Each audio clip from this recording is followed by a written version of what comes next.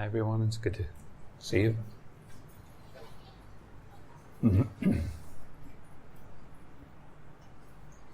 So instead of me talking about all kinds of things that may not interest you,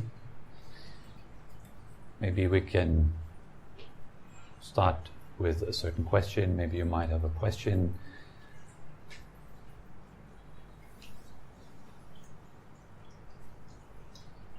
Why are you here? What are you looking for?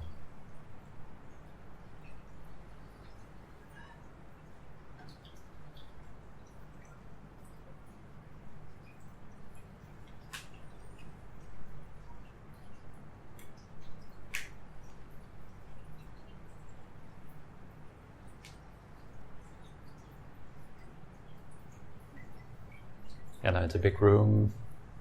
You're probably shy to ask. So many people. But I'm quite sure that most of you come here with some sort of topic, some sort of questions, some sort of doubts maybe. So where are your doubts?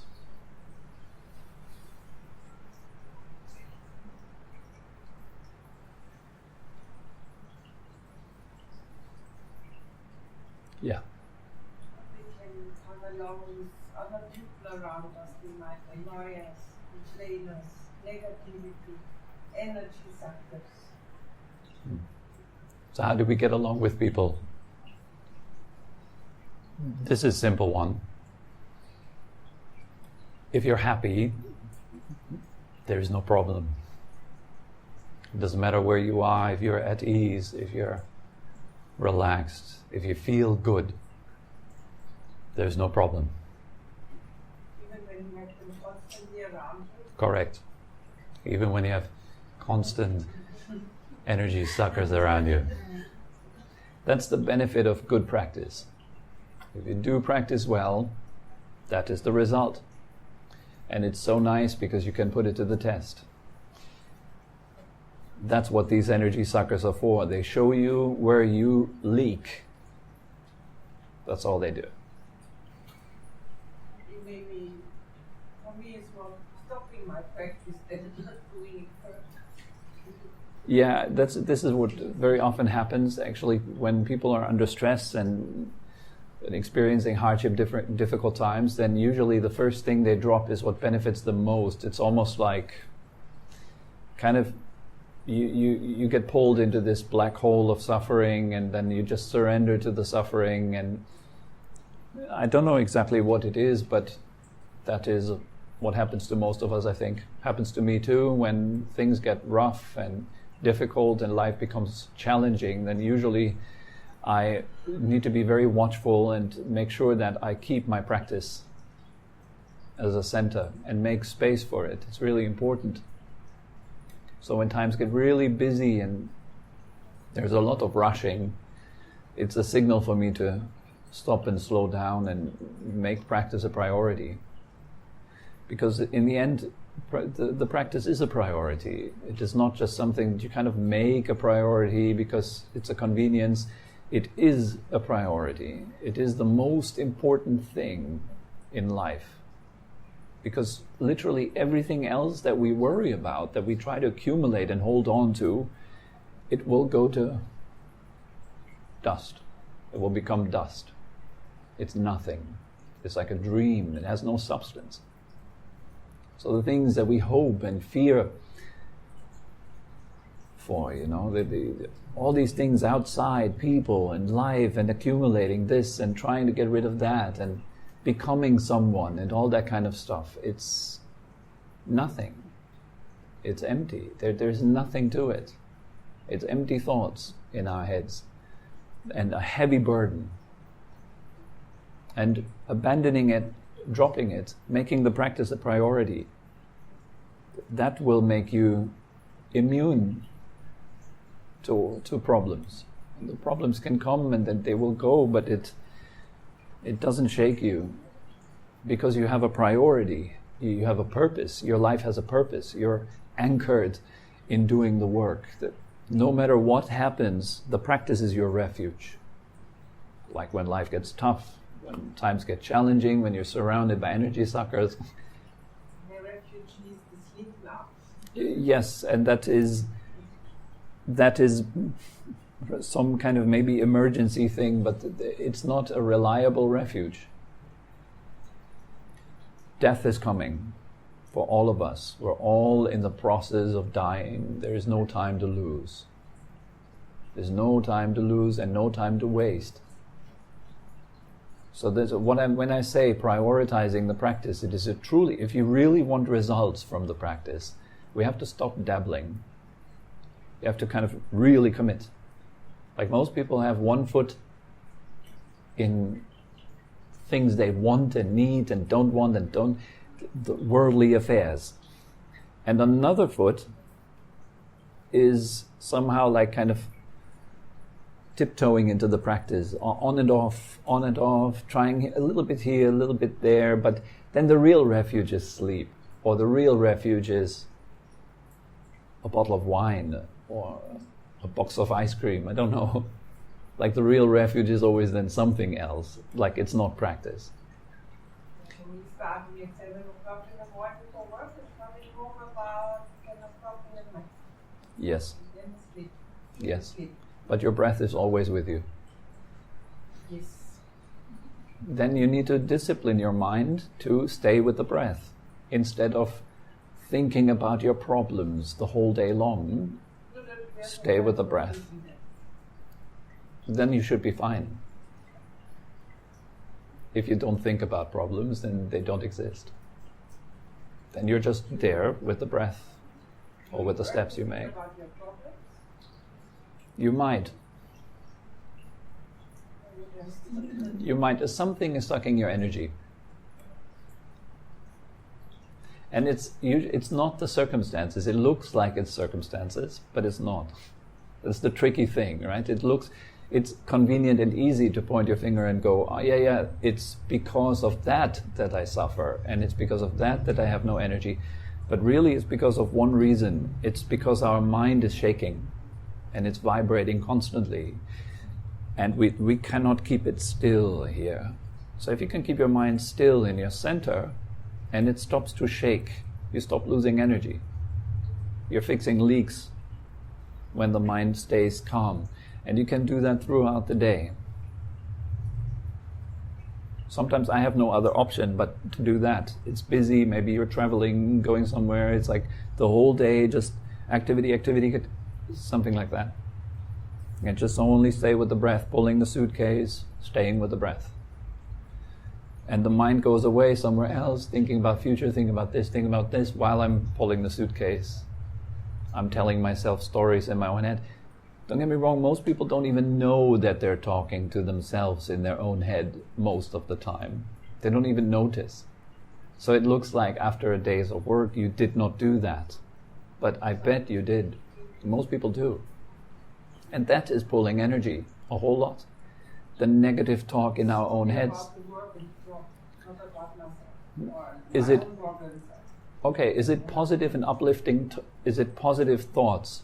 Grateful, happy, kind, enjoying, finding the things that are nice? Or is it more like, another guest, oh God, look at this guy, complain and go? And are you doing what you want those energy suckers not to do? Because people around us very often mirror us. They do what we are doing in there, they do it out there. Like for example, yes. When you wonder how to deal with energy suckers are already in your head. And you brought them into the room, and now they're a topic. That's how it goes, right? They are in your thoughts. But they wouldn't have to be, because right now you're meditating. That's what I mean. Like we carry around baggage. I'm a little bit like sharp tonight about this kind of stuff, like really cutting through this like dibble-dabble thing with the mind. Like really going to the point. The reason why we lose energy is that when we are walking, we don't walk. we think about the energy suckers, or we might be doing this or that in our heads, not just walking. So the practice then would be, when you shower, when you walk, when you eat. It's really difficult. That's why it's a practice, a training. This is what we can do. Staying with the breath all the time. Come back. The mind wants to escape into, but I need to think about this. It's really important. Back to the breath. And then, another point, treat this day as your last and only day. I have this day today. Anything else doesn't matter. A lot of stress comes from, oh God, today there were so many energy suckers at work, and yesterday too, and tomorrow probably too. And it's already, you're carrying already the burden of 3 days. Thinking of, oh God, tomorrow I have to get up again, and same old every day. There's a whole lot of future and past. Can you drop it? It's less burden already. So the practice really shields you. It's a powerful thing. You can be totally happy and at ease and peaceful. This is a potential that we all have. You can really enjoy yourself, any situation. Even on your deathbed, it's a possibility. You're just happy right there. You're at ease. There are people, energy suckers around you. You have no agenda. You don't want them to be any different. The world is like this. There are such people and such people. But my business is in here. And as long as that is still shaking and moving, there's work to do. That's the practice, yeah. I want to link my question to hers. Yes. When you talk about training practice, I believe that you're supposed to learn something. Is there always a lesson to be learned in that kind of situation, or not always? And if so, how do we know that there is a lesson to be learned? Because you choose to make it into that. You choose how you see a thing, right? So if you see it as a lesson, you will probably learn from it. If you see it as a punishment or inconvenience, what is the result of that perspective? It's, I'm punished and I'm inconvenienced. It's more like a victim. Oh, poor me, I wish I wouldn't have this problem. But if you see it as a lesson, you're not anymore in the victim role. You're much more empowered through that.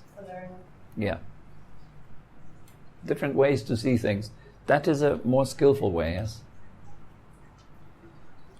There's many such ways. In Tibetan Buddhism, for example, we have these kind of mind trainings, a different training of the mind. One of them is to see everybody around you as a fully enlightened being, as a Buddha.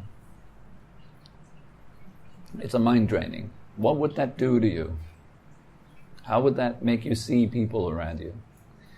If they are rude to you, you would probably think like, if the Buddha would be rude to me, what would he want to teach me with that? What could I learn from that? Right? You start to see things differently. More like uplifting you, helping you. Like all of you guys here are here to help me to get better. Something like that. And I'm happy that you're all there. If I see you as Buddhas, it's like, wow, what a privilege to be with all of you. How nice. And then suddenly I start listening to you. And even if you're rude, or even if I start listening, and I'm trying to find out, like, how does that benefit me? How does that help me? And I'm playing with it, and I'm growing through it. That is an option, right? Another option is seeing everybody as a mirror to your mind. Everybody is like a little thought in your head. And all of these thoughts, they connect with something in you. Every person in this room is connecting with one aspect or more aspects within yourself. Somebody coming to you in your life, what does that mean? The person approaching you, saying that thing to you, it means there is a certain connection. And you could learn from that connection. You could grow from it. So having that kind of attitude always helps you to keep learning and growing. Many different things. We are all dying. It's another one. Very powerful perspective. This room is filled with skeletons. Nice one too. Very interesting. It's the truth. It's like when we see a skeleton in front of us, we're like, oh my God, But you have one inside of you. It's the same thing. It's a perspective change, right? And you could play with these things. Explore them. See how they affect you. Like all of us are getting older. What does that imply? Like we all will lose what we love the most. That's a good one too. All of us will lose what we cherish the most. How do you start to see other people when you think that? Wow, we're like brothers and sisters in this. Like we're together in this. May you all be well and happy. I wish you all well. All of us. I hope we're getting better. And it's in your hands. It's your power to make yourself better. And you do that, for example, by changing the way you see things. I have one day to live. Let me make it count. At the end of the day, when I put my head onto my pillow, I look back onto my day and I feel, oh yeah, I did well there. I could have complained, but I didn't. I could have told my wife that she was wrong and I was right, but I didn't. Instead, I said thank you, or I gave something to someone that needed help. I took some of my time to help someone. I did my practice, and I did it really well. I made it count. All these kind of things. The world is yours. You can make yourself into whatever it is that may benefit you. The good news is none of us is a victim. It's nice, no? Life is not happening to you. Suffering is also not happening to you. You make it. Would be nice to stop it. And you could. And a really good start is be with your breath. And stay with your breath. Drop all the unnecessary stuff. Drop it. Let it fall away and see how simple and beautiful and happy you can actually be.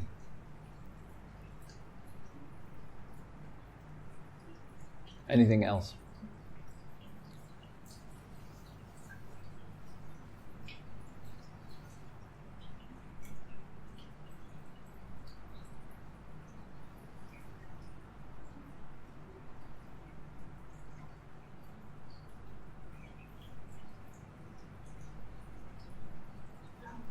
Yes.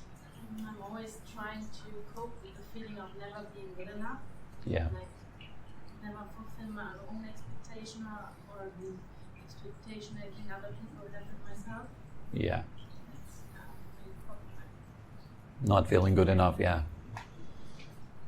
Like who doesn't, right? Like everyone in the room feels like somehow not good enough, right?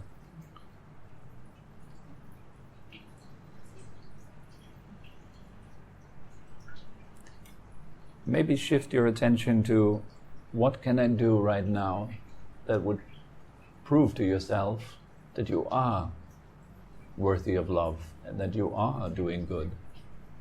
How could you show yourself right now that you actually are doing good? You prove yourself and your own beliefs wrong. You could do that. Because you have a belief about yourself and you've just accepted it, so maybe you could prove yourself wrong. Like in small increments, like small steps, particularly when you feel like, when that is heavy. Like I feel not good enough, when that's heavy, maybe do small things. Like small little things that make you feel like, wow, that was a good decision that I made there. I made a good choice. I sat down 2 minutes today and watched my breath. That was a good choice. I could do another good choice and another. And gradually, as you make better choices, you prove to yourself you're worthy of love and of care. You care for yourself, right? That'll do the trick. Instead of trying to think, yeah, but I am good enough. Your mind will always say, nah, you're not. Look, here's another proof that you're not good enough. See? Right, so you kind of have to do the same thing the other way around. Like, see, here is one that I am good enough. I did that well. So that's one way to do things that you would respect yourself for. The second point, be with your breath. There's no trouble in the breath. It's just pure life. It's uncomplicated. It's good. Breathe so that it feels nice. Show yourself that you make yourself feel good. Thereby you also show yourself that you are good enough to be cared for by yourself. That you matter.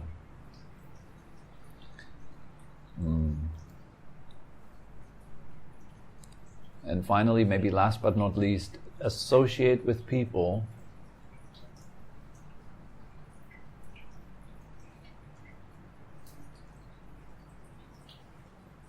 that show you what's good enough about you and that keep lifting you up there.